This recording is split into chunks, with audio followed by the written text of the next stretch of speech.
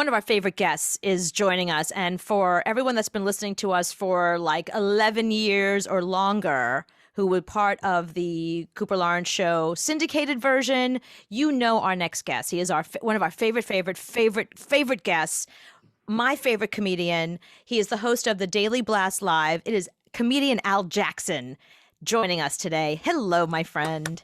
Yo, first of all, it's been too long.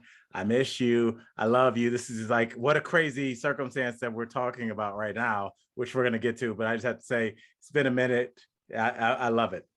Yeah, I get the impression that you're so busy. So I feel like I can't bother him, can I? But this is a topic that I was like, I got to get your opinion. I just didn't want a comedian because people contacted us and said, hey, can I come on your show and comment on Will Smith and Chris Rock?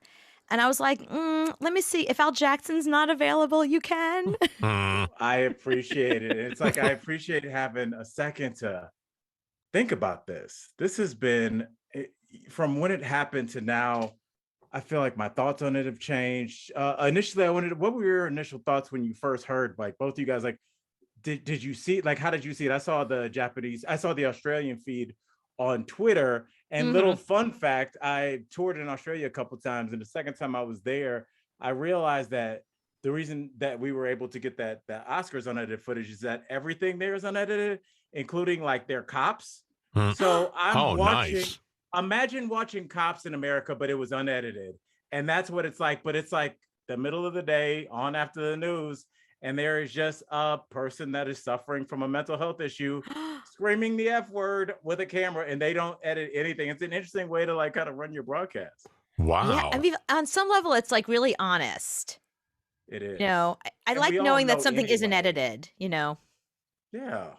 I mean, do you think we're kind of headed for that? I mean, I think that there's some words that can't, I mean, you've been in broadcast a lot longer than I, so like, I think that there's some words like any word that involves something sacred, a deity. I get that. The F-bomb, the C-bomb, the two big ones. I get that, but I don't know if people really care after that. I don't know. Yeah. Do you think an S-bomb would be bad on like a sitcom on a Thursday night at like 9:00? Do you think that would be bad, like, by the public? I think there's too many pearl clutchers out there that act like, oh, my word, that my stall is that word. And then they turn around and they go, fuck you. I'm not cooking you anymore. Fucking macaroni and cheese, you little shits. You know what I mean? So I think that I think it's a lot of hypocrisy, but I think so the image is, I'm a mom. I can't say fuck, shit, piss, cunt. I can't say any of that stuff. You know what I mean? But the truth is they all do. Everybody does. Yeah. It's just a word. It's just words. It's just words. Well, I think it's different. People didn't use just words on this clip. I think it's different because you guys are in New York. I'm in the South. So in South Carolina, I don't think that works. But I think for people in New York and Chicago and LA, I think it does. I'd agree with you. I mean, I'd agree. And, it's not, there's the pearl clutchers, and then they're just because I do have to think like who the television audience, it's people kind of, where it's like, just the S-bomb with it, about some other, like, she wouldn't that. She would not be with it. She doesn't in her home. She didn't want her universe. So I get it, and I guess it makes sense. But it's just like when you are in Europe in places like that, you do see situations where edited and unedited, and people don't really seem to care. So I'm have to be into it. Yeah, they're used to it. So it's a matter of, are we going to get used to it here? So obviously, so we're talking about what happened at the Oscars last night.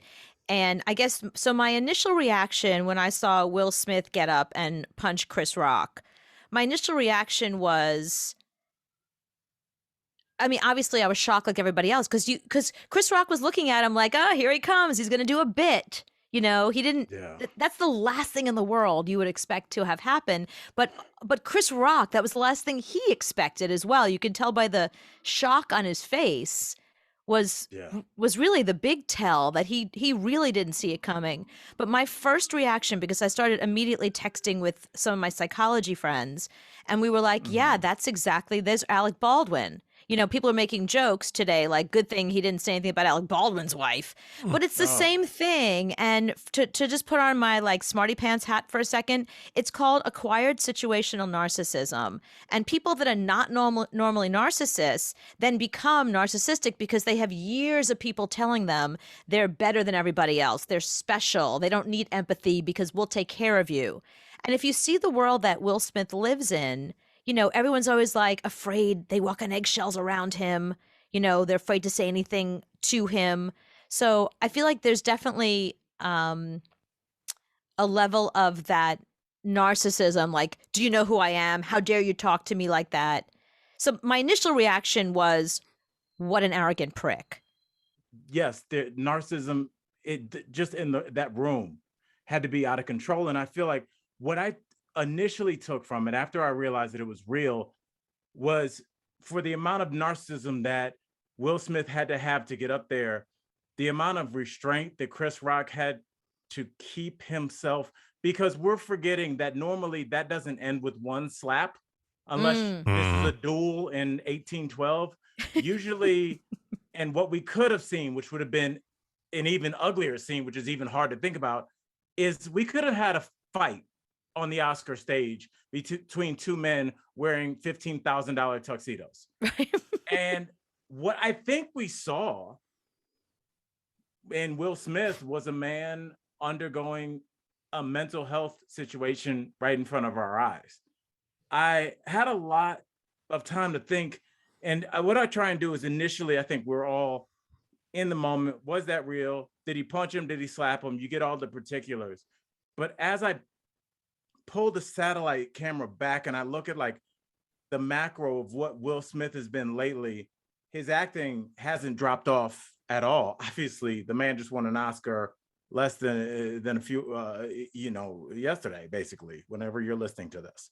But clearly his personal life is out of control. I said initially with the Red Table Talk with Jada, they've done an incredible job of bringing topics that no one was talking about to the forefront, and kind of, as we were talking about earlier, in an unedited format. But what they did was they started airing everything. And there's a reason that no matter it's a figure of speech that transcends generations, transcends cultures, transcends countries. It's keep our business in this house. Mm-hmm. And their business was everywhere. Their bedroom business was everywhere. Right. Whatever situation they have with their marriage, adults are fine with. We understand a lot of people have situations. Very few people have what is quote unquote a nuclear family. And a lot of people, we've all realized that ain't the jam either. No. So whatever works for your family, awesome. But when you bring every little bit of your family's personal life to the world and you get the world's feedback, a lot of that feedback, especially on the internet, is going to be negative. He's been taking a lot of flack, for lack of a better word, with the situationship that she had with the much younger man that was a friend of her son's. And Will Smith took a lot of emasculating shots towards him. And I think that built up over the course of years. Right. And I think feeling humiliated on the world stage is what broke him. And, I am not in any way condoning what he did. I thought it was reprehensible. I think we saw two men's careers that hit a fork in the road. Because what do you do after this? Right. Maybe Chris Rock it'll be great material, but like, do you even want to do that? Because if you have a 10-minute bit on your next HBO special, which I'm sure he will, do you want to stoke these flames again? How does he not talk about it, though? That's what comedians, you can't not talk about the elephant in the room. Otherwise, you're a shit comedian. So you have to at least bring it up. I mean, this is the thing that Kathy Griffin does so well. She talks about the stuff that happens to her. These are facts. So he can talk about it from his perspective. He doesn't have to bash Will and Jada anymore, which, we'll get into in a second where Well, I she think that could as I think they well. have history there, but yeah, no, I agree with all that. And it kind of also explains why reality show couples tend to break up Right. because they put their real life out there, and once it's fed back to them, it's fed back negatively. There's a microscope, they're seeing things that a lot of people like pretend not to see. So that's why most reality show couples do break up, and that's what's happening here. I don't think Will and Jada are breaking up anytime soon, but I think you're right. I think that they have been hanging out all their dirty laundry for so long, and August, what's his face, coming out and be like, yeah, I fucked Jada, Yeah. that didn't help. It didn't help, because really it's none of our business. Yeah. And that's the thing. If somebody says, you know, just this week, Amy Schumer came out and said that she suffers from a hair pulling, I guess, is it a disease, I guess, Yeah. syndrome. I'm trying to use the proper words here. Amy's the homie. I've It's known her for a while. tricked something mania, tricked. I forget. It has a Yeah, it I, does. I have a PhD. I should know this, but yeah, It's a trick it to has something. it's a trick to That's- something. Yeah. Whatever you say, I'm like, you have a doctorate, I believe. Yeah.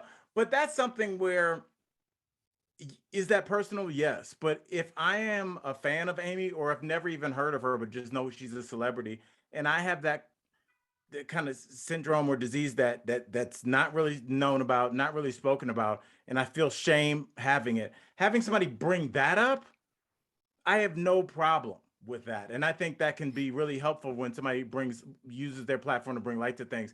But when you're using your platform to talk about like what kind of how much you guys are having sex and who's in your bedroom, I think it doesn't seem like it works.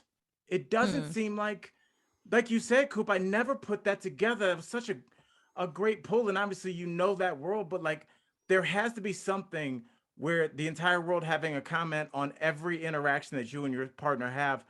How could that work out well? And it's got to come out somewhere. And I think for us regular folks, that blow up doesn't happen at the Oscars. You know what it happens? At your wedding. Right.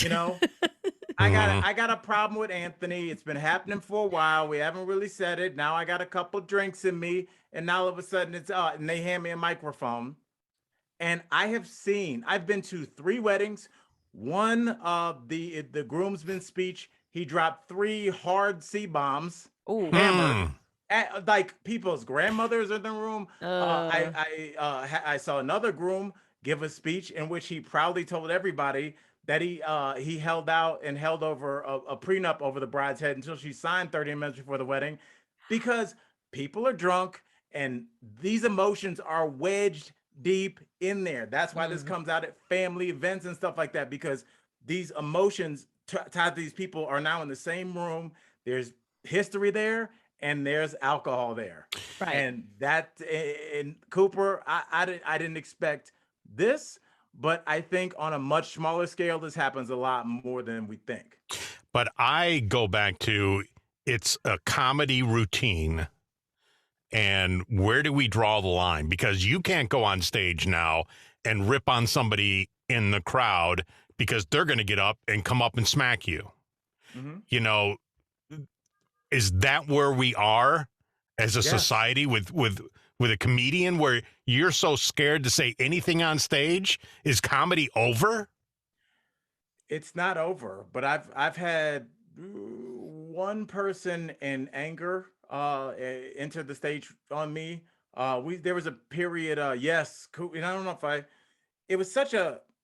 You got to tell us this story. Oh, good. I love podcasts. I'm like, oh, we don't have time. Yes, we do. I was doing a show in a club that has not reopened since the pandemic, but it was one of my favorite clubs in Cincinnati, and it was the last show.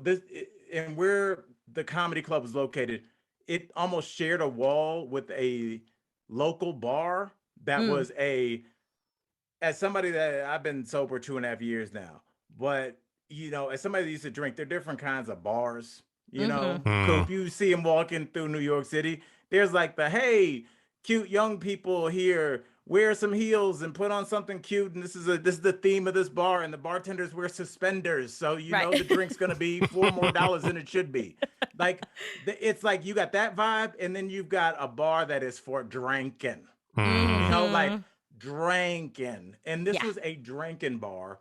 And I think they've been overserved there. They come over to the comedy show, and it's so weird because they have a clock right in front of you as a comic. The audience can't see it, but I could see it. I was done. Coop, I'm already like, oh, what am I gonna get? Should I eat before I go back to the hotel? Like in my mind, the show's over. I said I got to do my closer, and there was a couple. It was two top tables in the middle, two top table in the front row. Like I could have leaned over and shook her hand from the stage. Like we were that close, like as close as two people could be.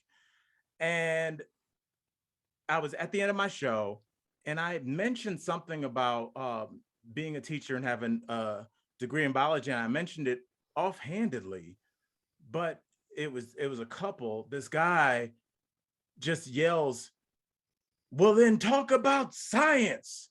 Like I mean, the show's over, but it was like a very hostile, very like, I don't believe you. He goes, "You said you have," and I mean, he's doing that drunk sway that like those things in front of used car dealerships have, just that like you said you were a biologist, talk about science.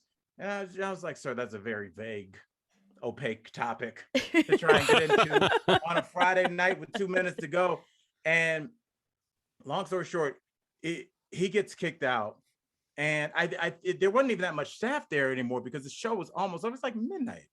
And so now I'm like, let's try and re-land the plane. Like he's gone, who cares? The drinking bar is right there. It'll be all good. And I go back into my last show for the second time. And the woman he was with, I'm assuming his wife, goes, "He said it because he's a dentist and he can say what he wants." And I was like, I didn't know dentists were rolling like that. I didn't know they could say whatever they wanted. They like 89 Ice Cube and NWA. I'm like, I'm here for it. But it's like, she just said it so like, it was that kind of dismissive tone that people that have had a lot of money for a long time have. Where they're like, we're down here slubbing it with you people down at the comedy club. You poor people that go to Kohl's. But let me tell you something. My husband's a dentist. Okay. Right. He can say, like, she had that kind of vibe. And without me even really saying anything back to her, and I'm embarrassed because I was sober, she moved on me so quick. She was out of her chair. And I know it's a podcast.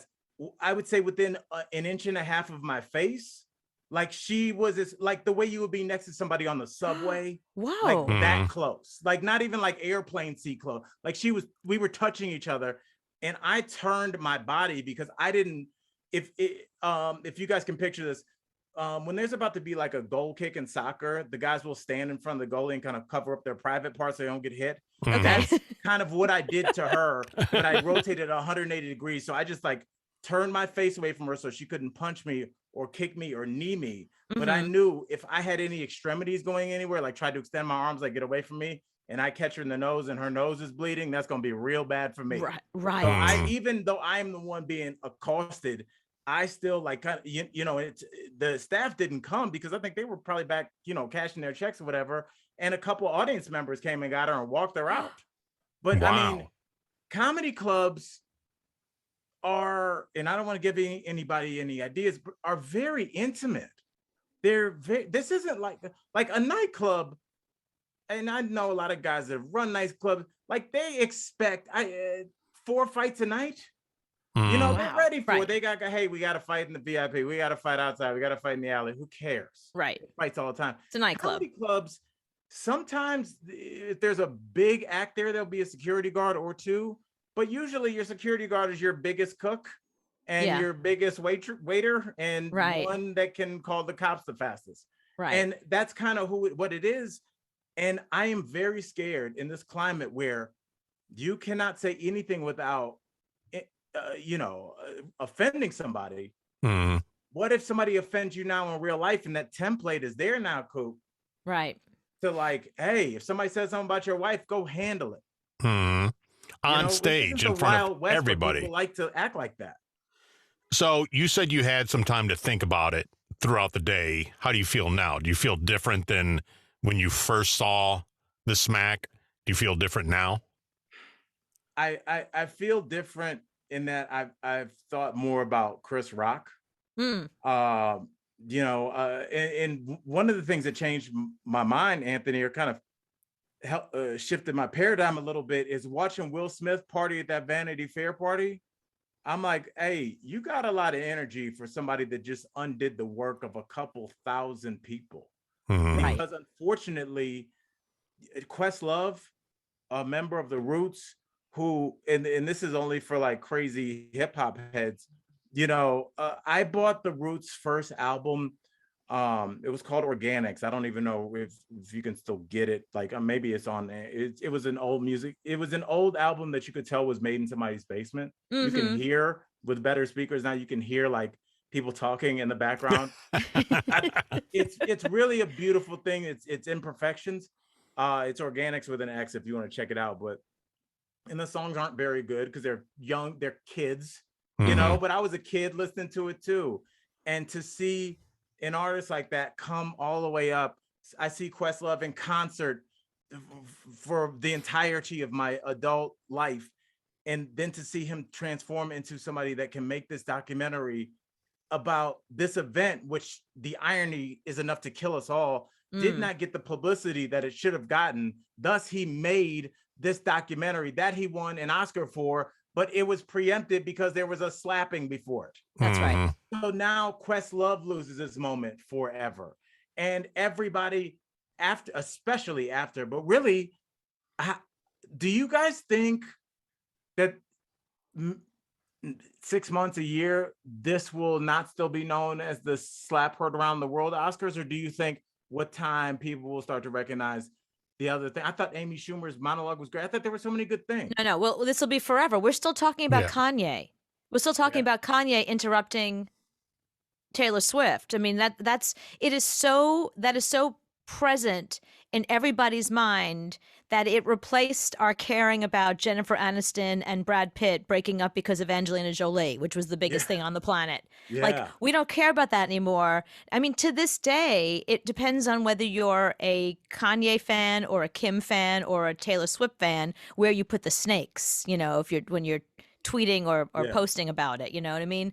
Like, that is a thing. And a lot of my friends in the entertainment industry, they feel like that's what opened the door. The fact that Kanye got up on stage, felt the need and the absolute fucking narcissism to get up on a stage and think that he has the right to upstage this moment of this young new talent. Remember, Taylor Swift was just starting out. That was her first big thing. Like, that was her moment.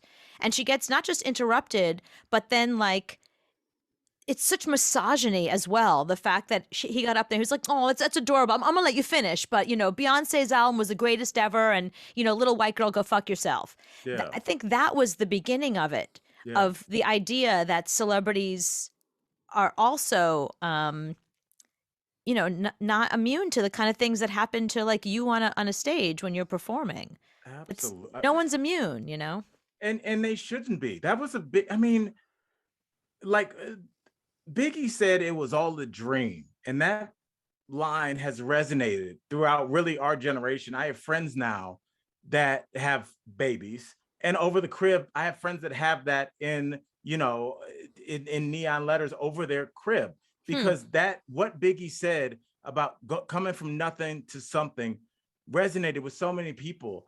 And I don't understand why we so cavalierly take away somebody's moment that they've dreamed about, like in the bathroom mirror. This is why I'd say for my acceptance speech, if I'm the first queer woman of color to win for West Side Story, while you're holding your hairbrush, like, this is what I would say. And I point to my mom, and to have that moment taken, either literally like have it cut away from, or just having that memory stolen from the public conscious, because we only hold on to the biggest memory, and that will be the incident, the assault. He took away so much from so many people. But that's why I say narcissism, because what a narcissist lack, and that's empathy. They feel like whatever's okay for them is fine. It's not okay for you. Like, if you asked Will Smith, hey, like a week ago or yesterday or 2 days ago, if you would have said to him, hey, at the Grammys, if somebody gets up and, decides to punch Adam Lambert while he's presenting something to the Foo Fighters, or they're on my mind because of Taylor Hawkins, course, but yeah. would that be okay? No, of course it's not okay. Like, he gets that it's not okay. He's not a complete mental patient, but that's that acquired situational narcissism where I understand that it's not good for you. I can do whatever I want, but no, Right. you can't. So Right. I think also my opinion did change as I thought about it. And what I realized, I went back to 2016, and some of the things that Chris Rock said about Will Smith and Jada when he was hosting the Oscars were really harsh. He went after them hard then. So I think that Will Smith has been holding on to a lot of that ever since. Jada had boycotted the Oscars. I think it's because of the whole Oscars so white thing. I'm not 100% sure why she boycotted, but I think that's why. And Chris Rock said, "Oh, there's Will Smith, here without Jada because she wasn't invited. That'd be like me being boycotted from Rihanna's panties." That he made that joke, and then he made a joke that Will Smith hasn't been nominated, but that's okay because he got $20 million for Wild Wild West, so it all evens out. So he has been kind of going after him. I think that Will Smith has had it in. But I think there's he's a some beef there. comedian. He's a comedian. You give a little bit extra to a comedian that you Not can if walk you that keep line. going after the same people over and over. It feels like bullying. I know that it's comedy, but if you keep going after, what's her face? Amy Schumer went after them all night. People were going after Will and Jada. They were going Yeah. after them all night. I think it just I agree. wore on him. Because they were in the crowd and it was comedy. Well, let me ask you this, Coop. Do you think that, and as a comic, I can say that you're going to go after the target that you think you have the most ammunition on, and that would be the target in which you know the most about, most likely. And Right. the fact that they are putting so much stuff out there, if somebody's like, make fun of Tom Hanks, I'd be like, all right, let's get some Chet Hanks jokes going. Right, of course. But like, there's not a whole lot. I don't know what goes on in his bedroom. Right. And it's just interesting that, because, I'm so glad we're having this conversation, especially a little bit later, because I've had time to process it. What I think about a lot is like when you talk about a couple that's very open. So I started thinking about when I've talked to swingers in the audience, when I've talked to swingers just as a lifestyle on a podcast, I've done shows, but that kind of stuff. They are the most taking a jokest people that there are. What are you going to say? And I'm not saying that they are swingers, confirmed, but it does seem like there is some kind of openness going on, which, right, whatever, who cares? But if that kind of lifestyle is for you and you are fairly open with it as a regular person, you and me, okay. But when you get to an international fame level and you're kind of open with some different things, the jokes weren't on, about their relationship. The jokes were about her alopecia. Yeah, but do you think he knew that she had it? No, he had no idea. What do you think? Because I didn't. She's been everywhere talking about it. She talked about it in her own show. She was on The View talking about it. I mean, she goes everywhere talking about it. Chris Rock ain't watching The View. That's what I'm thinking. Chris Rock probably was not aware. I'd be shocked if he knew that she had alopecia. I mean, I don't think he knew, because then that would really be kind of cruel. But I don't know. Like, I really think that the Academy should probably take away his Oscar. And the reason I'm saying that is, the only reason I'm saying this, because they made their own rule in 2017 that they finally came out with rules of behavior and code of conduct that they had never had before. That is the number one thing on their code of conduct. Violent behavior, any kind of triggering behavior, anything that is aggressive or assault, that is like number one on their list of code of conduct. He violated that. He absolutely, and he did it on international television. He did it publicly. He did it live. And you know what? If I was somebody at home who just got out of an abusive relationship, I'm triggered by that. Yeah. I'm sitting there to watch the Oscars, to kind of like just think about someone else's life and these stupid celebrities and what are they wearing. And then there's something violent takes place and I'm brought back to the situation I'm in. So that's irresponsible, especially from a really woke world like, the Academy. They try and be so like, making sure everybody is safe. Well, I no longer feel safe because you allowed somebody to punch somebody and there was no repercussions. Like, And I then have a return problem to with their that. seat. Yeah. And then returned to his seat, and then you gave him an Oscar, and people stood up and Yeah, applauded him and gave him a standing ovation. What was that? Look. You just sat there 2 seconds ago waving your hands in the air for the deaf person so that they would understand this is, instead of applauding. So obviously you're trying to be sensitive. You just saw somebody get punched in the face, and now you're standing up for that person? And that's the whether it's Hollywood or the left, it does seem like there is a blind spot in morality when it comes to certain issues. That moment that you're talking about with Coda winning. First of all, his speech about his father, and again, we're talking about things that we missed. I lost my dad, and just like this speech, like I was not expecting the speech from Coda to like have me crying on the couch. But I was like, this is the best Oscars ever. Like that brought something out of me, and I thought I loved it, and I thought it was just like such a human moment he had, and like for everybody to stand up and do the hand clapping, through sign language. I thought that was super dope. Beautiful. Yeah. Yeah. And then, but you know what, Coop, what you just said just completely makes sense. And does that wipe away that moment if these are the same people that will still stand and clap for a person that's just assaulted another man for literally doing his job? And I'm going to throw one more wrinkle in this for you. I'll give you one more wrinkle here. And this was my initial reaction that I didn't get a chance to say but now that we're talking about it, my initial reaction was, what a fucking misogynist. She can't take care of herself. She needs you to get up and protect her like she has no agency. That would have been a great opportunity for her the next day to go back on The View and to the Today Show and Good Morning America and be out there and be like, hey, I have alopecia. Here's how I feel about it. Here's my experience with it. Here's what I want to say to Chris Rock. But he robbed her of that opportunity. And I was like, I am so sick of that misogynist bullshit. You know what I mean?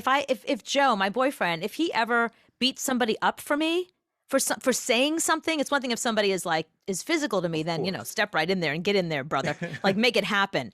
But if someone says something to me and Joe steps up for me, he would never hear the end of it. Like, I can't take care of myself? Excuse me. And especially, like you said, it was a situation in which your physical isn't being threatened. So now this is just a question of like principle and what you're going to let the world know you will and won't stand for. And, it was draped in misogyny, draped in just an incredible miscalculation in the gravity of the act that he was doing. I don't know if in real time he realized that he was forever changing the lives of him and the person that he was about to assault forever. This will be something that will be talked about 50 years. This will be talked about when they're running the footage of their death montage when they pass away. This will be a moment that is mentioned. And he made it so that he and Chris Rock's names are ironically forever linked. Yeah. So a person that you clearly didn't like seemingly more than anybody else on the planet, you guys might as well, it should be like that Viagra commercial where you're sitting in the two bathtubs together. Like, y'all are together now. When one is mentioned, the other one will be mentioned for a long, long time. And there's going to have to be a lot of, do we have to talk to Oprah in the Rose Garden to get this through? But and matching chairs. Honestly, and I want to hear from y'all because I know y'all keep it all the way 100. I don't know how much talking I would have to do. There's nothing that can be said that can undo this. There's nothing that can be said that will undo my kids having to watch their father be smacked on the highest stage in a $20,000 tux. It was a combination of everything that was wrong and what we're trying to avoid in one moment. Okay, let's do this. Let's play Cooper Lawrence crisis spin control for the Hollywood elite. Okay. You just got a phone call last night. It's Will Smith's people saying, oh shit, we're going to write you a check with so many zeros in it. It's going to be offensive to you if you can fix this. What framework to get back in the good graces of the public do you tell Will Smith? you have to take the responsibility for it and say that you're having a mental breakdown, that it's a mental illness of some kind. It's been coming on for a while. Last Saturday, I was in my car and I almost drove off the cliff because I was like, "What's life worth anymore?" And I've been feeling very depressed. And and then suddenly I'm nominated for an Oscar at the worst moment of my life. You sit down with Oprah or somebody and you say all this and you say that you've broken down and you apologize. You apologize sincerely, not just to Chris Rock, but to anybody that was triggered, anybody that violence has touched their lives, because you realize that you didn't mean to be violent, but you were so in a state that you were lashing out. Like, I think you have to be, the contrition has to be there. You've got to be emotional about it, and you've got to offer us a real explanation that makes sense. Well, that made sense. That I was like, can I hire you when I have my huge F up, which is 100% coming? Anthony, would you do anything? Let me ask you this, Anthony. Who do you sit down with for the not softball interview? Because you can't go underhand pitch softball. You have to go women's college softball with that crazy wind up and then the throw. Kevin Hart. I think you sit down with Kevin Hart. Ooh, somebody that's also had like some personal turmoil, turned it around. Do you sit down with him, or do you sit down with all three of you guys?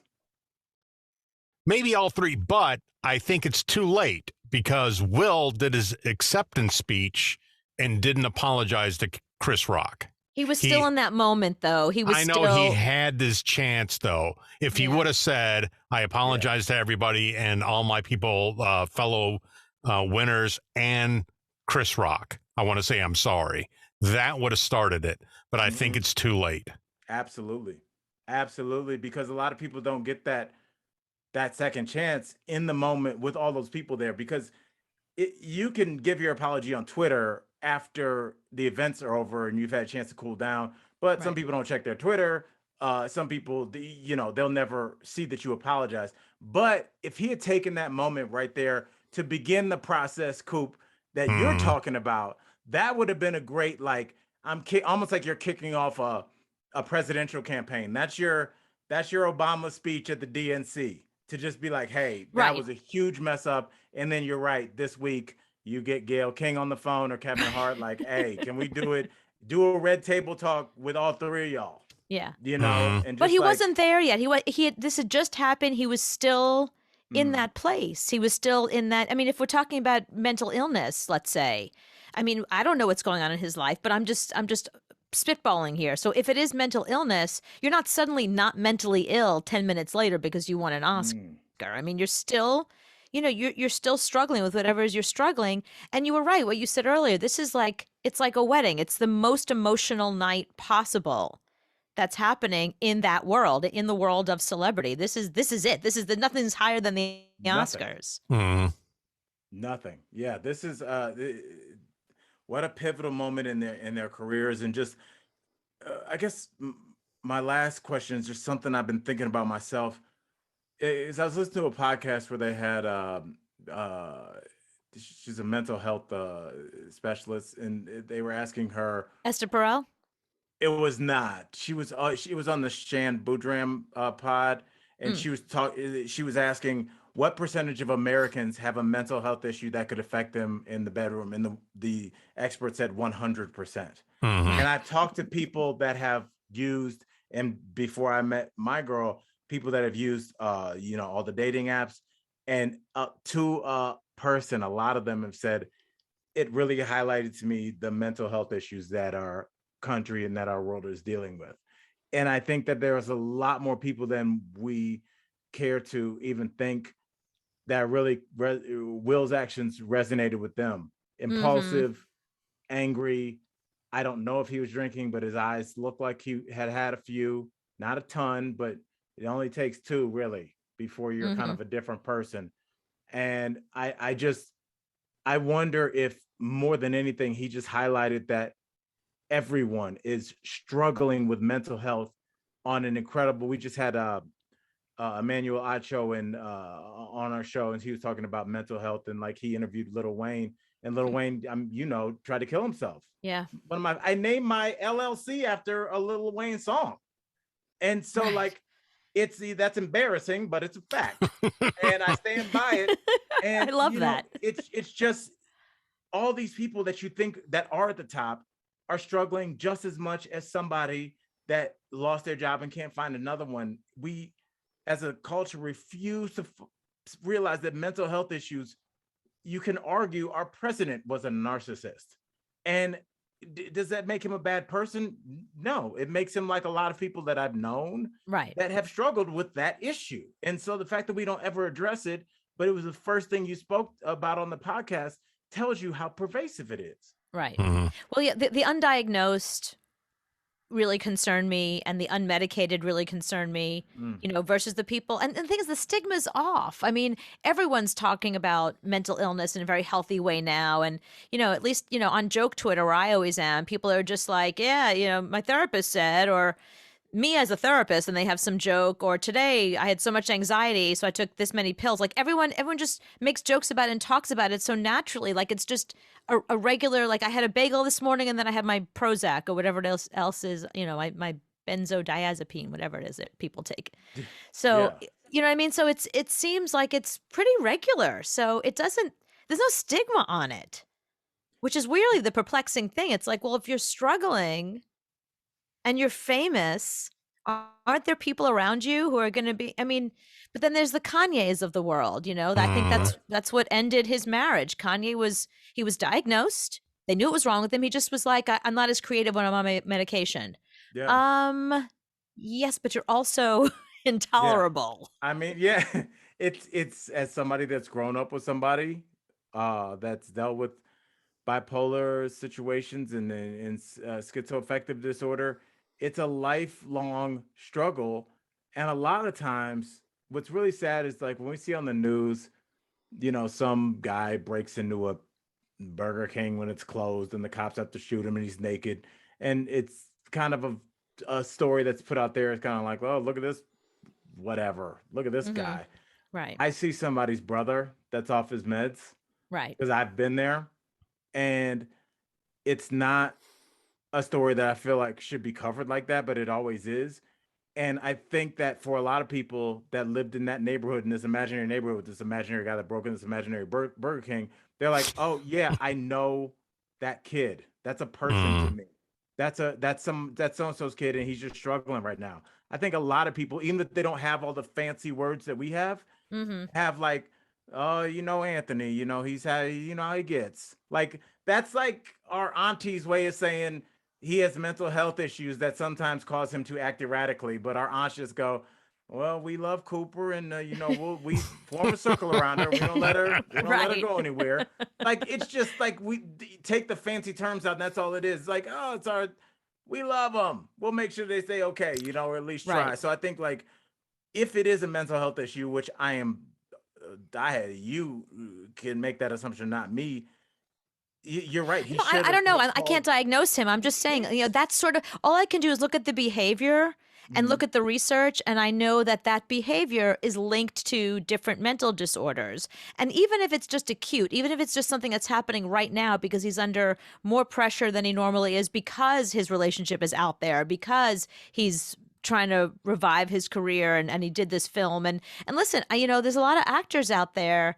Think about his speech, some of the things he said in his speech. There's a lot of actors out there that play these roles and they stay with them. They don't leave it on the cutting room floor. They don't leave it on in the studio.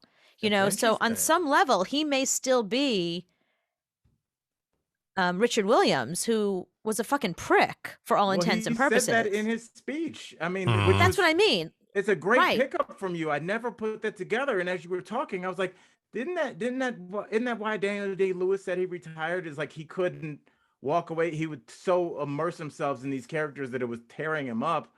And that makes some sense.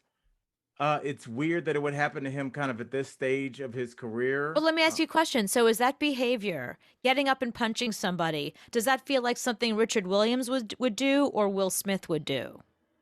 Richard Williams. Right, because he has a history of domestic abuse and violence. Yeah. And Will Smith lived in that head deeply for a long time. and he's not been, and I'm not making excuses for him. It's wrong. It's 100% wrong. I still say he should lose his Oscar. Everything he did was 100% wrong. He should go on the apology tour, but I'm just trying to understand it.